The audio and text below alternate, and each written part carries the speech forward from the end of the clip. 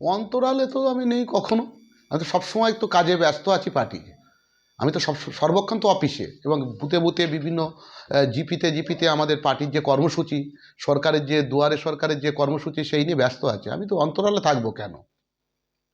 এটা তো মানুষের কাছে পৌঁছয় না। তারা তো কখনো মানুষের হয়ে কাজ করে না, তারা জানবে কোথা থেকে? তারা তো বাড়ি বসে তো কথাগুলো বলছে। তারা তো জানে না যে আমরা এলাকায় আছি কি না। তারা এলাকায় থাকলে তো বলতে পারবে যে আমি এলাকায় আছি কি না। তারা তো নেই, তারা তো বাইরে। তারা কি করে জানবে? বিভ্রান্তিকর কথা হচ্ছে বিরোধীরা তোলে। সাধারণ মানুষ তো আপনারা দেখতে পাচ্ছেন, তারা জানে যে আমরা কিভাবে মানুষের পাশে থাকি, আমরা কিভাবে উন্নয়ন করে থাকি, সেগুলো মানুষ জানে। বিরোধীদের কাজ হচ্ছে অপপ্রচার করা। তারা তো কখনো কাজ করে না মানুষের জন্য, তারা এইসব কথাগুলো বলবে।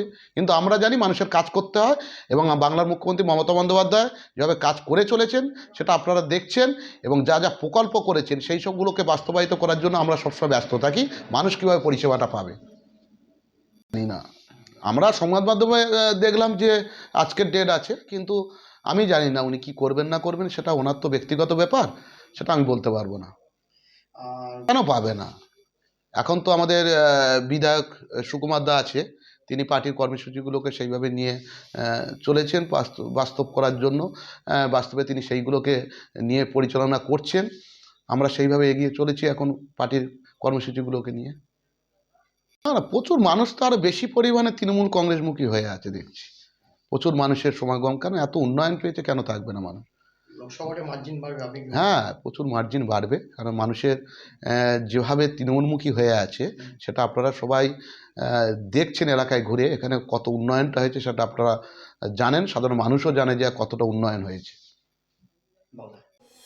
সন্দেশখালী ঘটনার পর আত্মগোপন করেছিলেন শিবপ্রসাদ হাজরা ওরফে শিবু হাজরা। তিনি উত্তর 24 পরগনা জেলার জেলা পরিষদের সদস্য। এছাড়াও সন্দেশখালী 2 নম্বর ব্লকের তৃণমূল কংগ্রেসের সভাপতি পদে রয়েছেন। দীর্ঘ টালবাহানার পর অবশেষে শনিবার সন্ধ্যায় সন্দেশখালী থানার পুলিশ ন্যাজেটের একটি এলাকা থেকে তাকে গ্রেপ্তার করেছে। রাতেই তাকে নিয়ে আসা হয় বসিরহাট থানায়। এদিন রবিবার দুপুর 2টো নাগাদ তাকে বসিরহাট আদালতে তোলা হয়েছে। এর আগে সন্দেশখালীর ঘটনায় গ্রেপ্তার হয়েছিলেন প্রাক্তন বাম বিধায়ক নিরাপদ সর্দার এবং তৃণমূল নেতা উত্তম সর্দার। রবিবার সকাল থেকেই বসিরহাট থানার অন্যরকম চিত্র দেখা যায়। আইনের হিসাবে এখন উত্তম সর্দার এবং শিবপ্রসাদ হাজরা দুজনেই বসিরহাট থানার পুলিশ লেখাতে রয়েছে। অতিরিক্ত নিরাপত্তা বজায় রাখতে পুলিশ বসিরহাট থানার মূল গেটে তালা বন্ধ করে রেখেছে, যেখানে অন্য সাধারণ মানুষের প্রবেশ সম্পূর্ণ নিষিদ্ধ করা হয়েছে।